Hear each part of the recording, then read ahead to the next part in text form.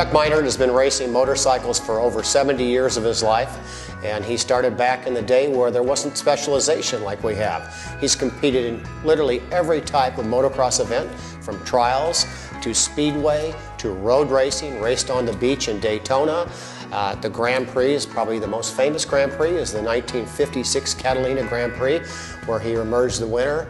He was also a specialist in TT, very good at TT scrambles, many expert main events at Carroll Speedway, Ascot, Prado, Riverside. But then once motocross mania hit America, he was one of the pioneer Americans that would compete in the Inter-Am Series and other motocross events.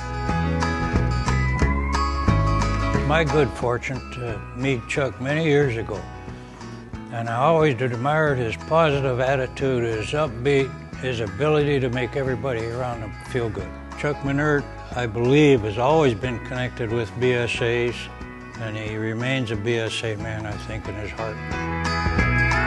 How many kids get to go to the motorcycle races 3 times a week?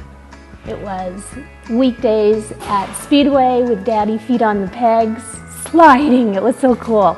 Friday at Ascot, flying by the palm trees. Saturdays, maybe going to the hill climb. Charles and myself both belong to Orange County Motorcycle Club, and we both rode BSAs. Charles was a specialized TT racer, and he raced for a span of 70 years. Chuck was always a picture of real perfection on a TT course, a scrambles course, which was basically not like the scrambles today, because we didn't have much suspension then. And it was always elbows in the air and sliding the damn thing.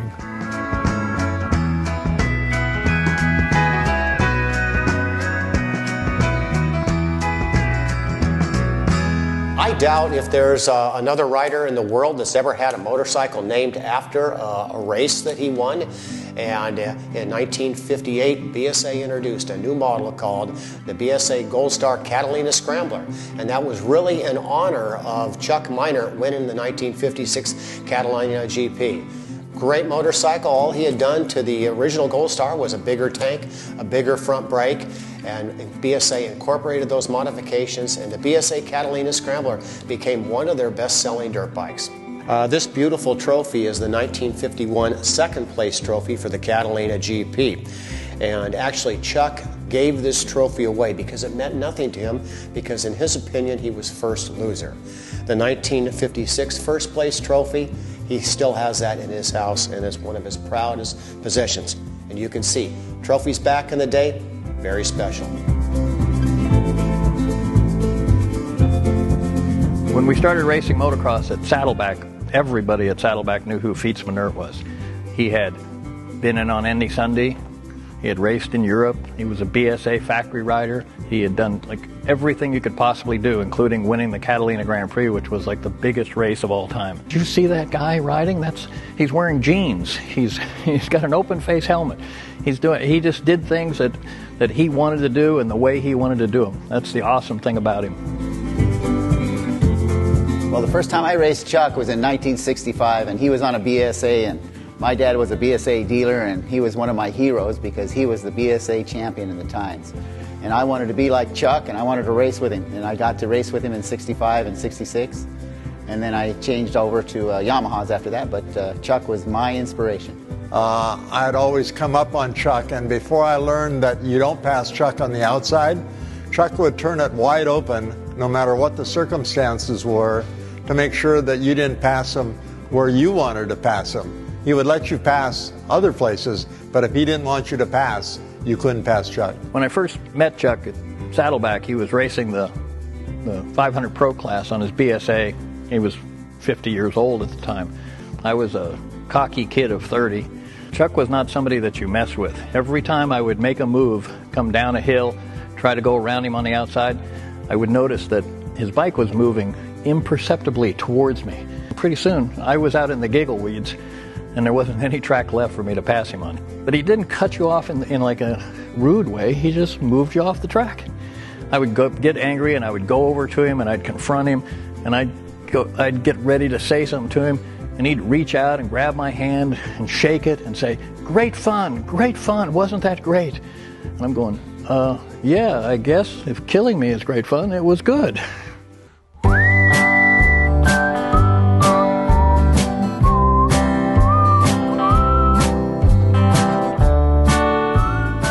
Charles and Aubrey Lavard were really good friends early in his career. He took him on when he was probably 14, 15 years old because he's hanging around the fence behind the shop looking through, and that's kind of where he got his name. Underwood said, hey, look at the ears and the feet on that kid, so it kind of stuck the feet part. He never liked the name, and there was very little he could do about it, but it's probably one of the greatest marketing names in the history of motorcycle racing, because now 60 years later, 70 years later, if you said, oh, Feats Minert is here today, everybody in the room would go, I've heard of him. But if you say Chuck Minert, people would go, oh, who's that?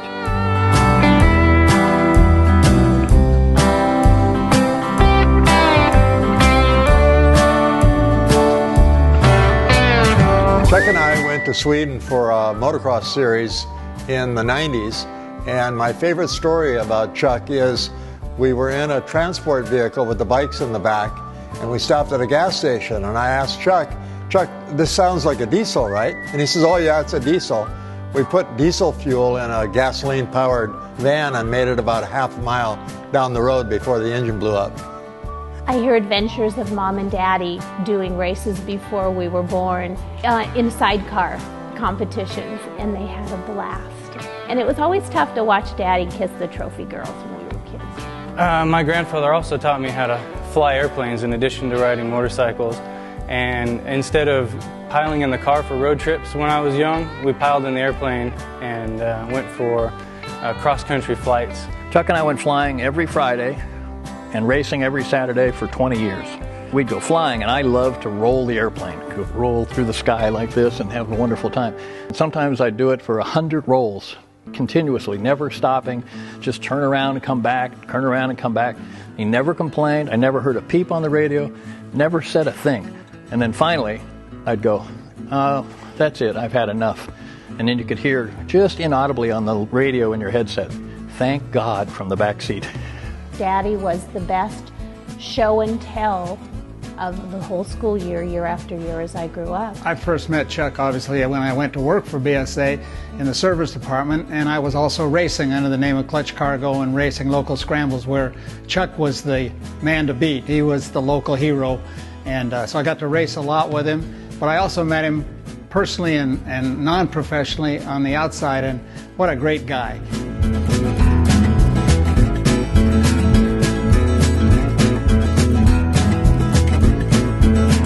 I was so lucky to grow up with my grandfather. Racing motorcycles with him, going to the track on the weekends, is just the greatest times of my life. Grandpa, I'm so proud that you're receiving this award and this achievement for your career in motorcycling. I'd just like to say that, he's a good friend, a good competitor, and I'm honored to be his friend. Congratulations, Chuck, for your career in motorcycling. Congratulations, Charles Minor. You are a superstar in a million ways. Most of us old coots suffer from the illusion that we're still as fast as we were when we were young.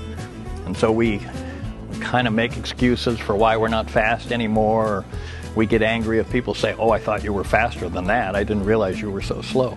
But Chuck was never like that. He wanted to race. He wanted to ride. He wanted to go out and do something on his motorcycle. And here was a man who was once one of the greatest motorcycle racers in the United States. Then he's out riding around, with me. And at that time, I don't think I beat Chuck. I didn't beat Chuck when Chuck was 50 and I was 30. I really think that I didn't start beating Chuck regularly until he was 60 and I was 40. And I was making excuses for why I wasn't beating him or why I was slow, but he never was. He was always having great fun, enjoying life, and just a wonderful person to be on the track with or in the pits with.